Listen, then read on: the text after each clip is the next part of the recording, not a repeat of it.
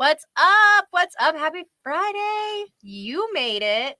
We are back. It is the Friday Live with Lauren show. It is February 7th. 7th. I need to do that the other way. Whatever. February 7th. Can you guys believe the time is flying so fast? I can't believe it. The time was flying so fast for me today. I almost didn't make my own live show. I had to text my guest and say I'm running late. And she's like, you're probably sweating getting this all done right now. And we're running behind. So if we look a little frazzled and we're getting some things together, that's on me today. My Friday feels like a Monday. What about you? How does your Friday feel? Let me know. I want to know.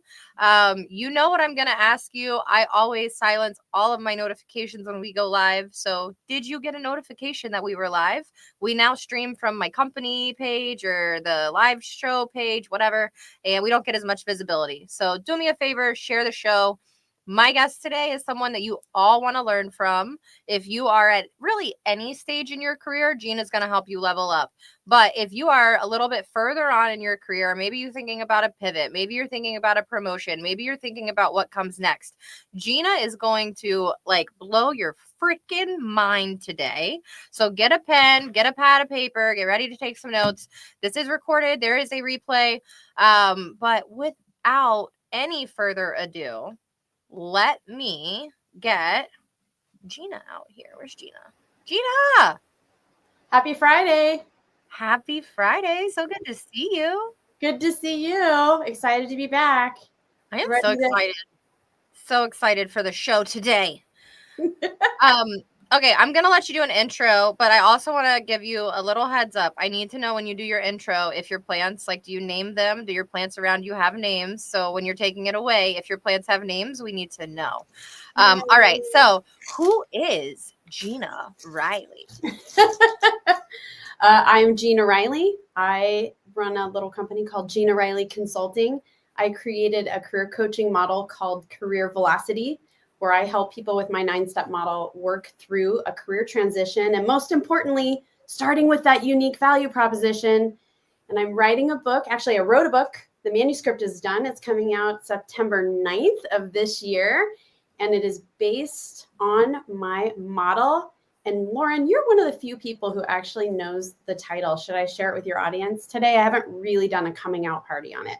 I would love for you to share it with my audience. Okay, so you and I know tons of people, tons of job seekers who say something like this. I've applied to 200 jobs in the last couple of months.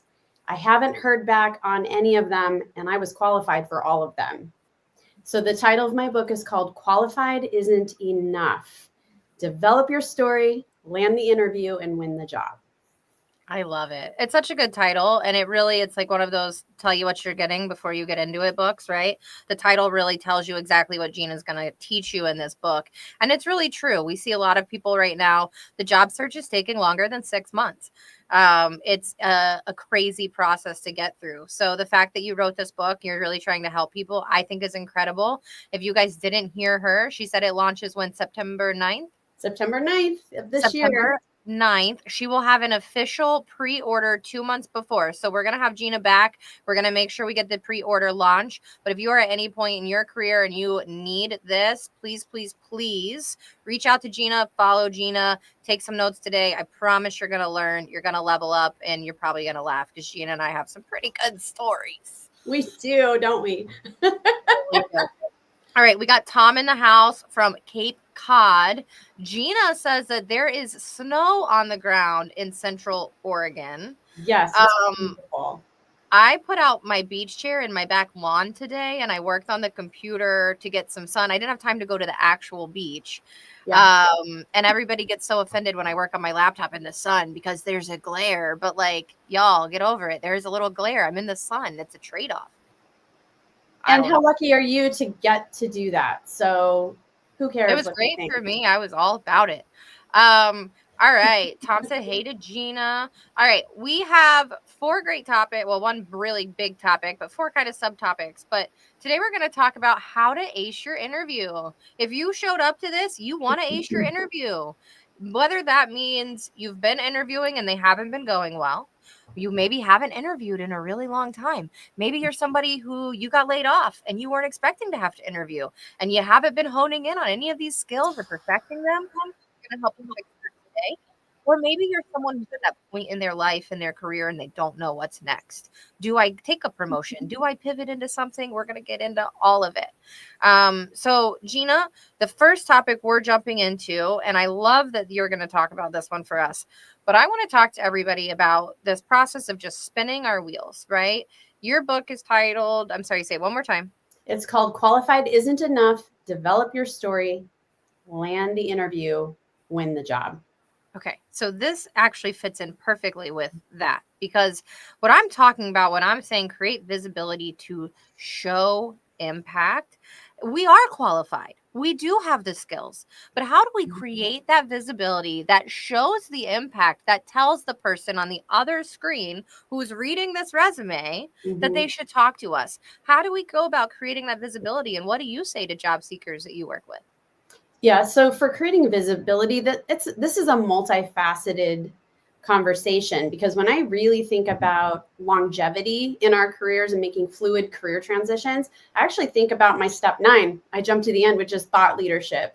So showcase what you know, showcase your unique value proposition, post on LinkedIn, make weighty comments on other professionals' posts that are relevant to you and your industry. That is a way to get seen and heard in ways that, well, first of all, it's free. You can have a free account on LinkedIn and have an opportunity to communicate with hundreds, maybe millions of people right here. So that's one way to create visibility, which means you have to be very anchored and centered on your story, right, Lauren? Yeah, the storytelling is really where it comes back to. I was talking to someone today, and maybe you can speak to this. They were talking to me about the fact that they live in a very small town and they don't really feel known, right? And alternatively, I live in a pretty big metropolitan area and I don't necessarily feel known, but I post a lot of content on LinkedIn and I'm very out there. I put myself out there a lot. And this person doesn't really do that. And we were kind of having that conversation today of why you should and what it would look like. And they said to me, Gina, and fairly, right? They said, I see a lot of people post content and it just looks like everyone else. And it just seems like this generic repurpose, like I'm posting it because I have to post it. How do you be different? How do you create visibility and show who you are on LinkedIn without just being that same person? First of all, I would say, yes, there are formulas for creating content and marketing in general. And I'm not a student of that in as much as I pay attention, but I can't spout off those kinds of concepts because I don't come up from marketing. So there are formulas you can use. However, if you use them too formulaically, like too much to the formula, you're not going to stand out because you're going to sound like everyone else. One example is like at the end of every post, you're supposed to end with a question or what do you all think? Whenever I do that, I either really want to know what people think and I'm actually trying to get that, or I don't include it at all because it sounds like a throwaway. So if you want to stand out from the crowd, you have to do something differently. And in order to show up as your true authentic self, you need to use your voice and not AI and not these formulas. Can AI help you refine your messaging? 1,000%. I use ChatGPT, Perplexity, Claude, all those things are super helpful, but you have to give it the input needed to get the outcomes that show up like you. Right. I think the one thing you said earlier about like comment something witty on somebody else's comment or post, things like that. You don't even necessarily have to be the one creating the content to show up and be known. 100%. So I'm connected to a number of business leaders, for example, who I think are light years smarter than me. I follow them for a couple of reasons. I am trying to expand my worldview and hear what's happening around the globe. And I want to hear what they have to say. When I go into their comments and I make a comment worth making on their content, all of their hundreds or thousands of people that follow them have the likelihood of seeing my comment. So that is raising my visibility, but doing it in an authentic way and not just putting some dumb throwaway post like, way to go, Lauren, exclamation point. Yeah, we don't need that generic AI respond this thing. Don't do that. Let's switch this more from just like posting content and things to in terms of your resume. I talk to job seekers and they're like, Lauren, I took like the keywords and I put them in my skills section. Isn't that creating visibility to show I know what I'm doing? What do you say to that? No, a resume is a piece of paper that is necessary to apply online, first of all, to get in front of human eyeballs because the recruiters are on the other end of all of those virtual pieces of paper. But is that visibility? No. If there's 500, 700 people applying to any given job, and let's assume a huge percentage of those people think that they're qualified, the question is, how are you going to stand out? Yes. Okay, so if somebody's watching, Gina, I want to stand out. I emailed the hiring manager. I didn't get anything back. I sent messages to recruiters in the company. How do I stand out, Gina? What do I do to be different? So you already mentioned a few things that I think the majority do not do. So I would start with those things. But then let's think outside of the box. Depending on what level you're at, are will depend on who you may want to target, but it may be potential peers of whatever that job classification that you're applying for. Maybe you're going through LinkedIn and trying to figure out based on job title, who are some prospective peers? Could I get any of their attention for a 10 or 15-minute conversation just to have a conversation about the company culture and the kinds of cool projects that they might be working on that, aren't sensitive information.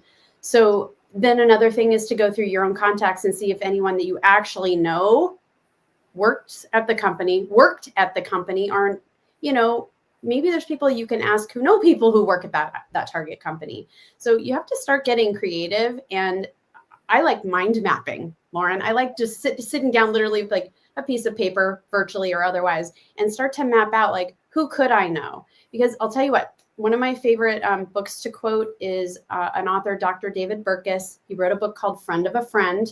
Yep. And the main premise of it is our loose ties are the most likely places that we will uncover an opportunity, because the loose tie, someone from high school, college, alumni groups, the golf club that you belong to, you name it, church group, the people you've known in the past but you haven't talked to for a long time, they've been building lives without you. That means their work and social circles are in another space. So when you reconnect with them, they will take your call and they may have access to an opportunity that you don't have access to now. Yes, I went to polo on Sunday with someone that I were in different social circles, and I met a bunch of people I would have never met had I not gone to that event. And the same thing with like some of the workout classes and things I've done. It's interesting when you're just around people with common interest, who you meet and who you actually really get to know, and you realize that you have these commonalities, and especially if you don't go into it with just your business hat on, right? I don't know, 6, 8 months ago, I started building a friendship with someone on LinkedIn. And when I was traveling, got to meet this person in person and just kind of built this rapport. And it was fun. And it didn't ever ask for anything, right? It wasn't business related. Like I'd ask them to come on the podcast because I ask anybody I like to come on the podcast that I think my network could learn from. But it was just that, and we remained friends, message back and forth every now and then. And a few weeks ago, my girlfriend's like, "Hey, I'm applying for a job at this company," and I'm like, "Oh, hold on, I actually know someone who works there. Let me see if they could get you a referral link." Bada bing, bada boom. Within 24 hours, she had the link. He's helping her apply, and it's not just who you know; it's who your network knows, and it's also how you've treated these people in the relationships you've built. So think about that the next time you bump into someone. If they can't do something for you right now, who cares? Just get to know them on a human level. We're humans at the end of the day. Which is why I love your headline or your banner where it says, if I don't know someone, my network knows someone. That concept. And that's Yeah, that friend of a friend, right? that's so So true. so kind of threading it back to where we started, how do you gain visibility? You reach into your network and you continue building on the relationships that you have in order to get referrals. Yes. Yes, and it's easier to get referrals when you are an active networker. You don't have to be an extrovert to be an active networker. There's many different ways to do it, but witty comments, just show up. I have some people who have never ever commented on one of my posts in their life, but every now and then they shoot me a DM and it's like, hey, I really like your content. Can't engage with it. My boss would notice, but something, right? Right. But I noticed that and it matters. I got to say really quick, what's up, Gregory? Don't worry about being late. There's always the replay. And I hope whatever you applied for works out for you if it's what you want. Keyword if it's what you want. All right, we gotta move on to topic number 2. The next thing we're going to talk about, and I think this is really relevant right now with all of the layoffs. I think there's a lot of also, I have a big tech audience, a lot of people in SaaS in my network. Right. And I think a lot of people really got into this tech boom, wanted to transition. They've been doing it for a couple years. It's not the sunshine and rainbows they thought. And right, I know we roll our eyes, but and they're having this whole kind of dilemma in their head of, do I pivot? I pivoted to this industry. Do I pivot again? We have some people who are maybe getting pushed into leadership roles who don't want to be a leader or who have never been in leadership roles before. So kind of take us through your thought process when people are at these points in their careers. What do you really need to consider? What do you need to think about? And how do you play career chess? Yeah, no kidding. So as we progress through our careers, we may have more of a straight line, or we may have a wiggly squiggly line, right? So it depends on what it is that you think you want for your long-term career goals. And have you actually sat down and thought about it? What do I want to do in the next 2 years, 5 years, 10 years? Some of the senior leaders I'm working with that are, chief, whatever, fill in the blank, they're in their 50s and they're thinking, the last thing I do, I want to be on boards. I want to get on paid boards. That takes years of networking and cultivation to position yourself for that. So if you're being strategic, you know what you're aiming for, then you can back into the chess moves, as you're saying, of how to get there. And how do you get informed of the right chess moves, right, Lauren? I would go back to mentorship. Build yourself a mentorship posse, squad, team, and or what I call personal board of directors, and think about a couple of people who could be very informative to you if you met with them once a quarter. What is their wisdom and the value they could bring to you to help you strategically think about what project should I be taking on? Who do I need to get visibility to? Oh, can you give me some feedback on my executive presence? How am I showing up every time I speak with you? What pointers do you have for me? So if you're serious about longevity and knowing that you'll have a lot of chess moves, we're all going to have chess moves in our careers at this point. Why not build a team to help be that, anchor for you and giving you wings for, what you want to do in the future? Yes. And to your point with what you're saying, you can build the team, but you have to be willing to ask the questions and receive the feedback.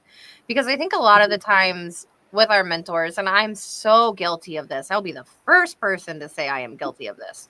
But I will go into a relationship, and I mean, I'm friendly with all of my mentors. I want to be friendly with these people. But sometimes I'll go into a call and I'll need it to be a specific, I want to talk about my business. I want to do this, and I need some advice. And Right. I get so wrapped up in the friendly side of my conversation that 45 minutes has gone by. Now we both have to get off the call because we have to do something else. And I missed my moment because I didn't ask the right questions with that limited time I have. Mm-hmm. And I will say, and Gina, you to give me your opinion, but to me, if the people that I want to mentor me in business personally, and this is for my life, you who are watching might be different, Mm-hmm. but the people who I need to mentor me in my business, their calendars are pretty full and they have very limited time. These Right. aren't people who are just going to open up a random Thursday every week and give me 45 minutes to an hour. I'm lucky to get 30 minutes once a quarter. Totally. And if I don't ask the right questions, I lost my chance. And it happened to me recently. So, how do you not fall into that? And how do you make sure when you show up to these conversations that you're asking the right questions? Yeah, you're asking such spot on questions for kind of an what I'm advising one of my clients to do right now is exactly in this space. And it's the one who's positioning himself for board roles. And he's being super strategic because he just went through shepherding his company through a merger and acquisition scenario. And he wants to stay because he wants to help, with the integration plan and all of that. And so what I sent him, and with your permission, I'll throw it in the chat. I interviewed a woman named Lisa Fain, who is the CEO of the Center for Mentoring Excellence. So to answer the question that you have right now, and those of people who might be listening, she and her mom actually wrote 5 books on mentorship. She's a former corporate lawyer. She is brilliant. I interviewed her, so I have an article I can share. And what I can do is go into my messages and tell you which of the books she recommended to my client. And what we're trying to answer is, what are the questions that I need to have teed up to start informing whatever it is I'm trying to accomplish? Whatever you're trying to accomplish is different than the man I'm talking to right now, but we all have a goal. So you have to back into what is your ask, and you need to, as the mentee, you have to formalize it. It's on you. And that's what Lisa talks about in this article, is if you want an intentional relationship that ends up being reciprocal for both parties, because a lot of people worry about, like, oh, what do I have to offer? You do. You just have to figure out what that is. It might be relationships. It might be connections. It might be sharing content with them. I don't know what it is. So does that answer your question? Oh, 100%, 100%. And I love this from Tom. Unless you were born into a family that knows every rung of the career ladder that you need to hit in your field, listen to Gina and get a mentor. I don't know anybody who was born like that. Here's the link. Amazing leaders. That's to the article. Lisa And Fain. I'm going to go into my LinkedIn messages too, and I'll let you all know what book she recommended if you're in the position where you need to start, developing those questions for a prospective mentor. And just remember, you own it, they don't. And like you said, the higher up they are, the more busy they are, the more important it is that you don't waste their time and you show up with purpose. And then that makes them feel good. It makes them feel as though you care, you value their time. Yes, yes. Oh, Lindsay is in the house. What's up? Lindsay is an amazing mentor as well. Have to throw that out. And got to say hi to Chris Jarvis really quick. What's up, Chris? Good to see you. Michelle Craig popped in. If you don't know Michelle Craig comes on the last Friday of the month for High Five Friday. We don't have it every Friday anymore. It is the last Friday of the month. Sorry for interrupting really quick, Gina, but I got to drop this. If you know a job seeker who is looking, you can also submit them to High Five Friday. We will pull up their profile. We will talk about them. We will highlight the job seeker in your network who is looking. It is a great place for them to get visibility. We can then clip that. They can have a little piece of content from the show about them that they can put in their featured section for people to look at. It is also a place for you to high five yourself, to high five other people in your network. Gina's going to get one the Friday her book drops. And today I'm going to give a high five really quick to Michelle because she says she's listening on her way to the gym, her second class of the day. What? It's a second class, Michelle? I think you're crazy, but I love you. I worked out on Wednesday and I still can't move. Like I could barely put my shirt on today and lift my arms over my head. It was that bad. I'm impressed. It's really bad, Gina. Michelle, I'm so impressed with you. Everybody's like, just work out more. It'll get easier. Like I tore my muscles, y'all. That's what happens when you work out. You tear your muscle. No. I'm just kidding. I'm not kidding about any of that. But I mean, yeah. Go you, Michelle. High five. Gina, is there any high five you have or anybody you want to point out today? I know I'm putting you on the spot. Yes, I do. I have a woman, an amazing, beautiful woman, Kathleen Bota, who is my fairy book mother. I call her my fairy book mother. So she's a little further along in her career than me. She's written 2 books with Advantage Forbes books. And she's also a fellow breast cancer survivor and a champion for, funding for breast cancer research and getting that message out to go get your checks, ladies. So I just talked to her actually yesterday for advice about my book marketing plan. So my shout out is to Kathleen.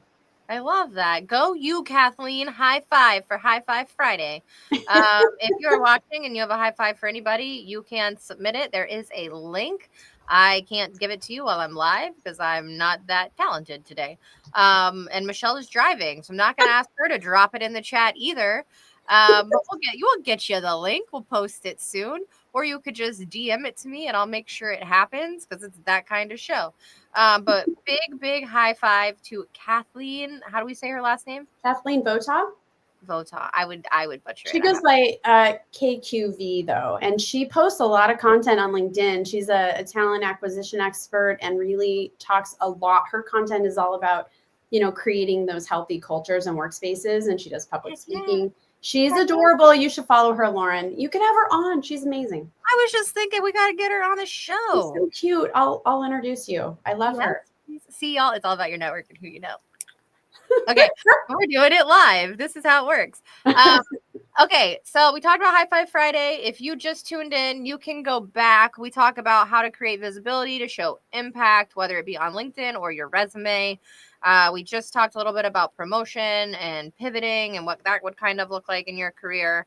Our two last topics when it really comes to acing your interviews. And y'all, if you have questions, ask your question. We'll try to answer it. Throw it in. I don't say that enough anymore. I don't know.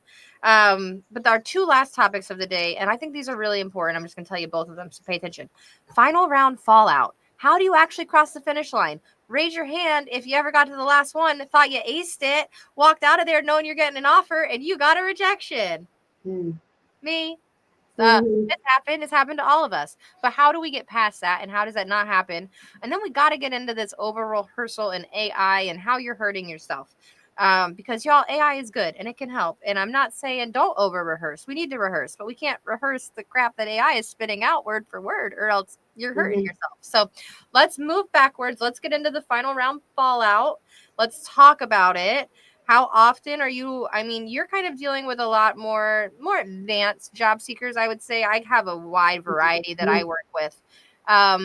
And really lately I've been working with a lot of like mid-range professionals. I would say a lot of them are getting through the first few interviews, but it's once they're getting even almost past the hiring manager to that next person who is above the decision maker, but their opinion matters more. You know what I'm saying, Gina? How do we address that? And how do you actually know, aside from the, can you please tell me if there's anything I didn't address for you? Like, y'all, that's such a rehearsed question, and I get why you would ask it, but we're beyond that. It's 2025.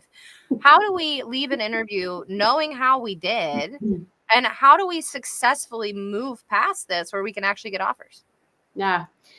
It's so complex because the reason why people come in number two could be a whole variety of reasons that have actually nothing to do with them. It could be that the finalist was someone that they thought they would choose in the end, and they went through a formal process anyway to confirm they're making the right decision. It could be that the internal candidate beat them out because they had a direct beat on the job, right? It could have been something that the candidate said or did. There are those possibilities, and that's the feedback you're not going to get, because recruiters really and hiring managers can't give that feedback because the decision has been made, and then it turns into something that's really yucky. So if you're very, very lucky to have a recruiter willing to give you some hard truth, accept it graciously. Whether it's true or not, it was a perception that happened during that interview process. But how do you actually secure that job, and how do you ingratiate yourself with maybe that next level up who's influencing the final decision? You really, really need to do your research on everyone you interview with, and you have to kind of crawl under their skin and think about what keeps that person up at night. What are the absolute most important things that if I got hired, I'm going to solve this XYZ problem that alleviates that and makes them look good because they have the right team. So my answer to your question starts with curiosity. What do the decision makers need from someone like you in order for their team to advance and be successful? I love that you brought up curiosity first, because so many people walk into an interview prepared with all of my points and my statements, and I can do this, and I can do this, and I can do this, and cool. You're interviewing to work here. What are you going to do for us? Mm-hmm. Lead with questions, just like you would in a sales call and a discovery call. That's what you're doing in a job interview too. Mm-hmm. And curiosity is so important, Mm-hmm. especially because it shows that you're not just so self-centered that you're only worrying about yourself. Mm-hmm. Um, I'll get to the end of like screening a candidate for a role. They will not have asked anything. They'll tell me everything about themselves. They don't ask anything about the company or anything. Immediately, how much money, how much PTO, and that's fine. I get it. All of those things really matter. But do you care about the job you're applying for? Are you going to work for this company for more than 6 months? Like all of Mm-hmm. that matters. These are my clients. I'm an external recruiter. So I think that what Gina's saying with leading with curiosity, especially once you get to these later interviews. If you're till what you think is the last interview, they know you can do the job. Mm-hmm. Newsflash, the light bulb has already gone off, or they wouldn't have advanced you this far, right? Mm-hmm. Yes. And you need to, whatever it is, you need to make sure that toolkit that they need the most from you is clear. So what is your leave behind? What are those top 3 to 5 things that you really want them to know that is a fit for the job? I work with a lot of people who would call themselves a Swiss Army knife. And we've talked about this in the past too, Lauren, with our interactions. You may have a Swiss Army knife full of tools, but you need to lead with the sharp tool that that company needs. And it might be different than the other company that you're interviewing with, et cetera. So Yeah, lead with the sharp tool and make it clear that you can solve that pain point. And oh, by the way, beyond my jackknife, I've got a corkscrew and a fingernail file. And this exactly. is the magic that will happen when I bring all of it. Exactly. And when But if she you says can't tell that story, you're not going to win the job. no. And when she says lead with the sharpest tool, and an example I can give you, I was working with a client recently who they're interviewing at a few different places. Well, they go into an interview and they're having conversation. Well, their last company was very corporate, very corporate. There was structure and process. You couldn't do anything without having certain approval and all the stuff. Well, the place you're interviewing is startup, startup, startup. We're flying by the seat of our pants. We're building the plane as it's taken off. Like it's completely different worlds. So you also have to understand what that conversation has to look like. And even if it's not what you have been doing, you need to be able to speak to what they have going on at their company right now. And if you're to the later stages of your interview and you're not speaking in that way, you have dropped the ball in that sense that you're not remembering what you can do for them and why you asked all those discovery questions in the beginning. You're making my brain just go on fire right now. There's so much juice there. When you're positioning yourself for a pretty dramatic shift in that way, let's say we know a lot of people in our ecosystems. I mean, I'm from Portland and we have lots of people that have been laid off from, big tech companies and so on by the hundreds and thousands. If you're positioning for a much smaller company that is nimble, they have to be nimble, they're less resourced, et cetera, they're speaking a different language than you may have been for 20 years. And so educating yourself on that and not turning yourself into, I'm going to sell my 20 years of corporate and just vomit that onto people, it's not going to work. You absolutely have to do enough homework and research and have had a lot of informational conversations to get that language, to understand what the pain points are, and then to understand what the biases are against someone like you with your profile. Yes. Yes. So one of the things that I always tell people, if you really have been having this issue, right? And you're getting more interviews, you're at a new company and you don't want this to happen, why aren't you talking to the people who work at the company more before you go into these final interviews? There's a million people who will talk to you if you just reach out and ask questions and like strike up conversation. You can learn so much just from having 5-10 minute calls, coffee chats, whatever you want to call them. And Mm-hmm. most of the time, if you message someone, if I message Gina and I said, hey, Gina, you work at Amazon. I'm through 4 interviews. I'm applying for your department. I love it.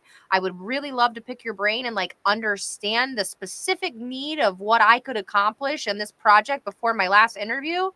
I'm sure Gina would be like, oh, hell yeah. I don't want to get that done on that project. You're going to come in and take it over for me. I'll give you 5 minutes. But Yeah, it's I like, think to your point, you got to get creative. yeah, yeah. Um, and there's a lot of like nuances I think that you can learn about the people also that you're going to be interviewing with. And whatever, call it an unfair advantage. But if you're going to do the work to reach out to someone and have conversations, you can bet your butt I'm asking questions about the person I'm interviewing with. I'm going to ask questions about the team. I'm going to ask questions as to why the person wasn't there before. You're not talking to HR, probably. You're just talking to somebody who works at the company. And no offense, but most people who work at most companies, we're pretty gossipy. We're chatty. We want to know the tea. They'll tell you the tea. That'll help you in your last interview, believe it or not. It will. And what I say to my clients, and again, senior level folks that are vying for some of these top spots, and if you're one of those finalists, you're putting 20 hours up front, 40 if you're a finalist in the research, in the story prep, and doing all that investigative research on not just the company financials and all of that, but like listening to the quarterly reports if they're public, researching all the key players, knowing everything inside and out. I tell my clients, I want you to be the most prepared person in every single in-person or virtual room that you step into to interview. You don't want to be surprised. No. No, because if you're surprised, one, most of us can't hide that face that No, well. like, Let's be honest. Most of us don't have the best poker face. That's why poker players wear glasses, y'all. Even the professionals aren't the best at it. So your face is gonna be a tell. There we go. Even your face is gonna be a tell, but you can't be surprised when you're acting like you're the person that's gonna fix things, or whatever it is, right? If I'm sitting here and no, whatever, I don't, it's my show, I say what I want. I walk in like a badass and know I got this, and then you surprise me with a question. Am I really that badass I thought I was when I walked in the door? Because I don't even know what you're talking to me about right now. Probably not, and that comes across. mhm. Um, Here, Lee says, if it is more of a conversation, it went well. I agree with that. I think that's true. I always feel like if it feels like an interrogation, you didn't get the job. Oh, absolutely. Yeah, that's it. Well, and let's face it, there's a lot of bad interviewers out there because we don't learn this in school. And we don't train our corporate and organization employees on this. And for the companies and organizations that do invest in it, and that's something I actually do, Lauren, I didn't tout all my credentials at the beginning of the show, but one thing I'm a certified behavioral interview skills trainer, but more so I've taken all of the things that I know and I've co-created interview skills training for people in corporate. So it's reverse engineering what you and I do when we help job seekers plan for the interviews. There's so many people that don't know how to ask effective questions. No. They don't know how to thread that to the job description that was created. And sometimes they don't know how to create an effective job description in the first place. There is an art and a science to asking effective questions to uncover skills, both technical, functional, and behavioral and leadership skills, those two buckets. That's a big deal. And the companies that don't invest and they just let people go interview willy-nilly, you get what you invest in. You really do. I was very fortunate right out of college. I worked for Marriott. And as soon as you got in, you didn't have to get into management. Second, you got into like supervisory roles where you would affect anyone. It's like, no, no, no, no, no, come take these courses, come take these classes. And once you got into management, I mean, we had to learn, I had to sit through, I think like 4 different courses on interviewing specific, like the STAR, all of it, right? We had to go through all of it and learn how to do it before we were allowed to interview. And then we had to sit with HR and interview with HR because they interviewed all the time. And then we had to learn how to do that. And they would teach us how to fill out the forms correctly. Like it was a process. I remember being like, what is this? But then I went to the next place I worked. I'm not going to name drop that one because it wasn't as robust in the training, let's say. Okay.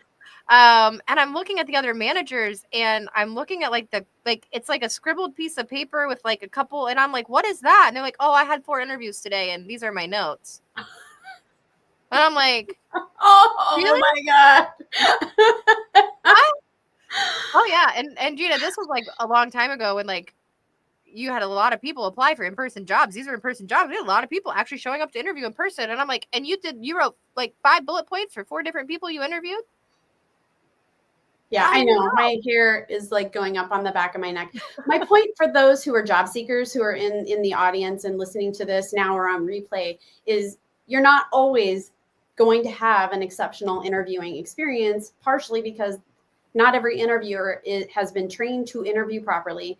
And then there are lots of people who have been in their careers for a long time and they rely on their gut feel, which leads to biased decision making. So when you step into a room and they're regurgitating your resume right at the top of it, like, hey, and they're reading it back to you, they probably have not prepared for this interview and they don't have questions really ready that are beyond the standard, tell me about a time when dot, dot, dot, right? Which Yep.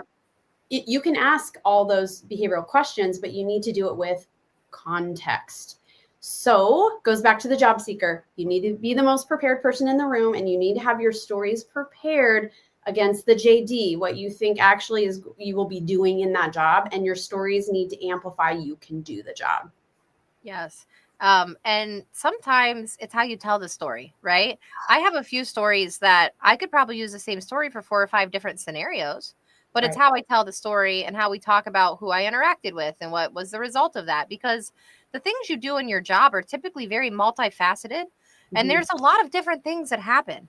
So if somebody's talking to me about specifics of a project that fell behind, well, Mm-hmm. that could also be same story as tell me about a time that you had to work with somebody who was really difficult on your team.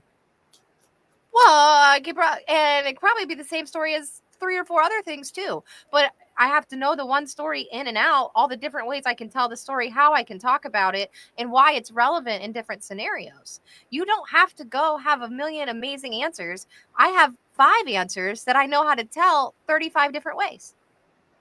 This is why I love talking with you so much, Lauren. It just, all these topics I'm so aligned with you on. I have an example of this, and I think storytelling is helpful to help people understand how to do this. So I was working with a technology leader, very senior at a global bank, and he had to tell very complex stories from an IT leader's perspective. And so a lot of the questions he would have to answer for technical people in a technical interview are going to be how he went through and problem solved technology issues, right, across major global teams. When he would start to tell those stories, it got convoluted because he would stop every so often and go, oh wait, I also had these team issues. I had to like replace someone and I had to fire someone, and then I had a cross-functional partner who wasn't I had to do some politicking to get them, won over. And by the time he got to the second or third, oh yeah, there's this other stuff going on, he lost me. I like stopped it, the practice, and I was like, okay, we're going to do 2 things. So if you're one of those people that has really complex story to tell, kind of like what you're saying, you need to have 5 angles. Break it into 2 columns. What were the functional and industry specific or technology things that you were having to deal with? List that out.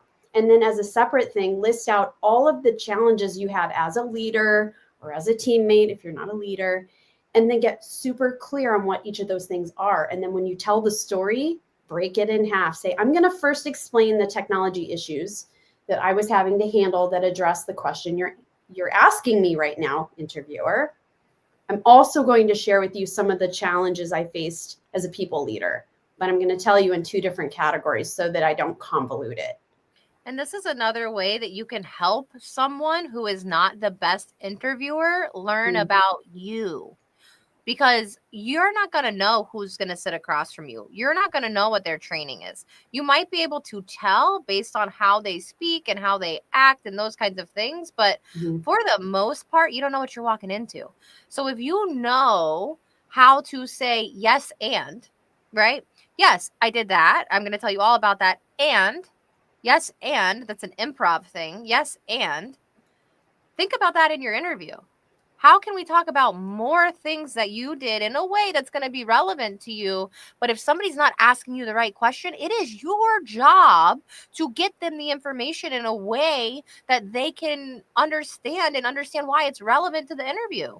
And if you walk out of the interview or if you end the call off of the Zoom and you haven't made sure that they know, you can follow up in an email. You can say whatever. I tell people to send a video after the fact, but Mm-hmm. it's your job. That's your job in the interview. You might not have a job. Your job in the interview is to get this across. Amen, sister. Oh, okay. That was fire. I'm making fire for you right now. It's cold in my podcast studio. I got to make a little fire in here for me. I look at your sweater like, man, I could have brought a blazer today. Okay, we got 15 minutes left. We only got one more topic. And I also didn't remind Gina. I'm just going to throw it out there right now. Don't forget, Gina, you got to give us a fun Friday fact at the end. Okay, you think about that while I introduce this next topic. The next topic we're going to talk about is over rehearsal and AI, how you are hurting your chances. We're going to talk about this in terms of like your job search specifically, but y'all, this is LinkedIn, this is content, this is in general. I think AI has become so much of a crutch to some people that like they forgot how to use an original thought. And at some point, if you just turned your computer off and said, "Oh, I was going to write Gina a letter today. What would I like to say to Gina?" You actually have to use your brain. I don't know. I'm really Gina. I'm getting concerned with people. I'm getting concerned about this overuse of AI. And specifically, people are wanting to use it for like cover letters. And that first sentence, the second you read it, You I, know. I can't, Gina. I can't. How do you get people to stop? How do we get them to stop? Okay. So if you want to ensure that you do not stand out, which is what you and I started with, right? How do you stand out? How do you get visible? If you want to make sure that you do not stand out and that recruiters gloss over your application materials, use AI, cut and paste it in all day long, and you're going to be looking many more months than the people that don't do that. Yeah. That's what I have to say about that. AI is an incredible tool to help you refine your voice based on your research that you can even cull through AI to do research, but you must put your human spin on it. You have to bring your unique experiences and your unique value proposition to the party and figure out how you fit in the context of what you're going to communicate to the people that are hearing it. Yeah. Yeah. I mean, if you're using AI and you're talking about in the first sentence and and I'm going to drive meaningful outcomes for your organization, like who would you say that if you walked up to somebody in an elevator and were just chatting with them? Would you say you're going to drive meaning? No. No. Say the thing that is typed out loud. Say it out loud. Would those words come out of your mouth? And if the answer is no, we have a problem. Do a do-over. And I hope you are well. Dear Lauren, I hope you are well. ... Fire. No. Yeah, no. The other thing that kills me is the what sets me apart.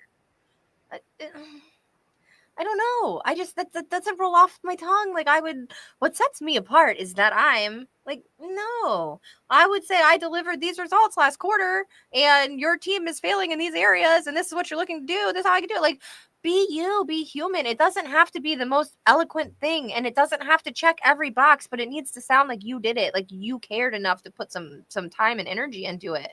Yeah. And like Gina said, you're going to get glossed over if you just use AI. And I think the other thing is some people use AI and they don't think people can tell. We can tell. We can tell. And not only can we tell, it's not just in your resume, it's in your about section, it's in your post, it's in everything. And if I find it in one place, I know you're probably using it in other areas too, which is okay. But if you're using it correctly, you can't tell. It's kind of what I tell people about Botox and filler. If you're doing it correctly, you can't tell. You can't. But if you're not using it correctly, you're gonna walk up and look like absolutely ridiculous. The whole thing's gonna be frozen like this, you know? Like if you're using it correctly, people can't tell. So think of AI like you think of Botox and filler and those women that you see that you don't want to look like that. You look like that. As a job seeker, that's an interesting analogy, metaphor, whatever. I love it. You're welcome. The things you didn't know you were gonna get today. Oh my gosh. I love it. I can say all of it because I use Botox and filler and don't lie about it. So there we go.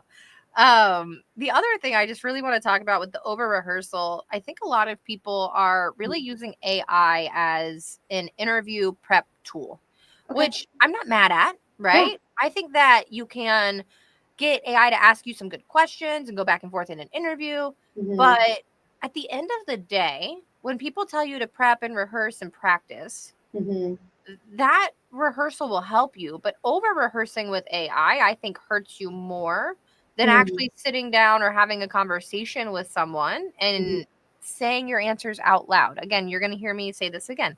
Say Mm-hmm. the things out loud that Mm-hmm. you're thinking or that AI is giving back to you. Mm-hmm. But I think I talk to a lot of job seekers and they're like, but I have been practicing, but and okay, well, what does that look like? Well, for Mm-hmm. most of them, it looks like them just talking to a computer. Like literally typing it and not speaking it out loud. Okay. Um, so in my world, when I'm working with clients, we're doing it all human. I mean, we're prepping the questions, we're converting JDs to behavioral questions, varying the prompts, etc. We use the SOAR method because I think leaders need to talk about the obstacles they were overcoming versus tasks that they were doing. So, I'm modifying that. But then they're creating their stories bullet point form, not big long, passages of text, and then we're talking it out loud, and then we're clipping it. We're going, nope, the tee up, the situation needs to be one sentence, not a couple minutes worth. Like Right. you're not going to get in enough stories in your hour-long conversation, whatever that is. So if you can work with someone, if you have someone you trust, if you're not paying for a coach per se, if you can work with someone that you trust that knows how to navigate and help you shorten and make those responses concise and to the point, like they land. This is the result that I got and we got. That's what it's all about. It's all about connecting with that decision maker. Yes. For me, using like a human, a person, especially if they're not in the same field, it almost helps more for me because I Mm-hmm. can tell when your eyes glaze over. Like, I can tell when I lost you. And if I lose you, I've lost the interviewer too. So, am I saying it like short and concise, but am I excited enough? Do I care about and y'all, your body language and your tonality and that matters so much. That could be a whole show, Gina. But your tonality and your body language, you don't get to practice that when you are only rehearsing with AI. With a So in that sense, computer, yeah. Gina, how much are people really leaving behind? Because how much of your body language and your tone matters in an interview? It's so interesting that you ask that, Lauren. Do you remember this week or on Monday? I led a Speaker Skills Academy session where I'm working on my coaching certification. And the first drill I've ever done in efforts to get that certification was on the importance of hand gestures, which parlays into what you're saying here, which is our gestures and what we do with our hands is 12.5 times more powerful than what we actually say. So yes, we can overdo gestures. So let me just put a pin in that and say, yes, you can overdo it. But when you're effectively using your your expressions, and you use your hand gestures with purpose and intention, you take people along on the storytelling journey. It was a really cool session. I love that. And you're having another session, right? That wasn't the only one. Oh, There's I another. have to do 5 total to get my certification. Okay. And then I'll be within the platform of the Speaker Skills Academy. There's 5 of us going through the cert now, and is with Kathy Armias and Mark Williams, both are master uh, speaker trainers. Kathy is here in Portland and has become such a great friend, and she teaches people how to get on the TEDx stage and is a marketing, guru. So I love they're that. amazing. Those 2 people are amazing, and Mark will do speeches that will make just you cry. He's just incredible. All right. Well, please tag them in the comments so everybody can listen and follow Oh. along and we can watch all of your stuff too. Lee says it's like memorizing a poem to read in front of everyone. Yes. Tom, listen to Lauren. I love it when people say that. Listen to Lauren. Nonverbal communication can sink you. It really can. And sometimes it's the attitude and the air that's happened to me when I first started recruiting. I was reaching out to some people for a job, and this was when tech was booming and candidates could do anything they wanted, and I just had somebody kind of like, and the way they like turned their nose down at me, every time after that they reached out to me for a job, I remembered that first interaction of, you didn't even treat me like I was good enough on the first call when we spoke. And it's like, and it sunk him. I wouldn't refer him to a job after that. You might be a Never. decent human being, but you weren't to me in that initial call. And now I have 500 people messaging me every day who need a job. And I'm not going to Mhm. be rude, but I'm not going to waste my time on someone who made me feel like that in an interview. So it really can sink you. Tom is right. And here, Gina just tagged and posted. Go follow. Go follow Gina if you're not following Gina. I don't know why I even have to tell people that. But Gina really will help you level up your career in more ways, and she's also just a wonderful human being. Aw. Um, it's true. I wouldn't say if it wasn't true. That's the Well, one I thing. know that's why I also love you. Get your straight shooter. Y'all know I won't lie about No, any of you won't. And yeah, I know. If you don't like something, you say it. I love it. it is what it is. It is what it And is. honestly, like it's I will tell people, and I tell people all the time, that whole like you're not everybody's cup of tea. Like I would rather have a small, amazing circle of really great people. I Mhm, need 10 or 15 amazing people. And if mhm, those 10 or 15 people have 10 or 15 amazing people, I have 150. And if mhm, those 15 like your circle amplifies based on your relationships, but you don't have to have a million relationships. You just got to have 10 or 15 really important ones. mhm. Yep, That'll change your career too. 1000%. There you go. That was my fun Friday fact. I didn't give Gina any heads up, and she probably didn't remember from last time she was on the show. But Gina, do you have a fun Friday fact for us? It could be about you. It could be about anything. I don't care. It doesn't have to be career related at all. Oh gosh. Okay, so I do have one for you, but I'm going to answer your question about plants. My plants do not have names, but I have a shed ton of plants, like a lot of plants. And it's funny, this year my husband goes, it's really nice that we have so many plants around. It feels so homey. So I like I do like the plants. Here's my fun fact that I did not pre-plan, but you said something that triggered it. My early career was also in hotels. Yes. Hospitality in the So blood. started when I was about 17 and I worked for the Hyatt in Scottsdale, Arizona. It was one of my first jobs. And they brought the property up and forgot to hire. They didn't hire me as like the turn down girl. That's what they called it, where you put the mint on the pillow at night and the thing. They forgot to hire an office cleaner. And so they called me back up and said, we remember you from the interview and you're really spunky and stuff. And so we want you to come and, consider being. So I would go in after school and I was like the executive office cleaner. And I would go through and like clean out, back then they could smoke. So it was like, all yeah. So it was like cushy job, super fun. I was just chatting with everyone. But my first job out of college was doing benefits and then recruitment for hotels. So I worked for the Red Lion Hotel, and I worked for the Wyndham Hotel. So I love that. I always tell people, fun fact, hotel life is not that fun, right? Because it's 365, 24/7. sure. However, if you work corporate for a hotel, you work pretty normal hours. If you work like in the HR department or in Mhm. finance or something, you're not in one of those jobs where you're there 24/7 and you got to go in if there's a snowstorm or a hurricane or something. Like, Mhm. a hotel life can work. But it's the people who are involved in the operations in that 24/7 life. It's brutal, y'all. It's brutal. So the next time you go to a hotel, be freaking kind to the people that are helping you out because you don't know Mhm. what they just endured. Um, Amen, sister. and that's my fun Friday fact. Just be nice. Just be nice to everybody and see how much better your life is. I love it. It is.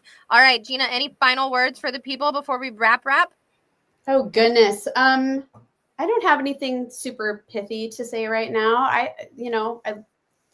Like you said, I'll come back, a couple months and I'll throw down some thought bombs from my book that, are not out there yet, maybe. It'll be in July, I think 2 months before your Yeah, yeah. official. So I launched September 9th. So sometime July and August, because I'm rebuilding my consulting website and we'll generate the whole, the book launch, pre-launch list and all the things. But yeah, And pretty y'all, soon I'll show my cover, all the fun things. Well, and the other thing, I think it'd be really cool to have you on and talk about the whole process, what it takes to write a book and how much effort actually goes into it. I don't think a lot of people really understand.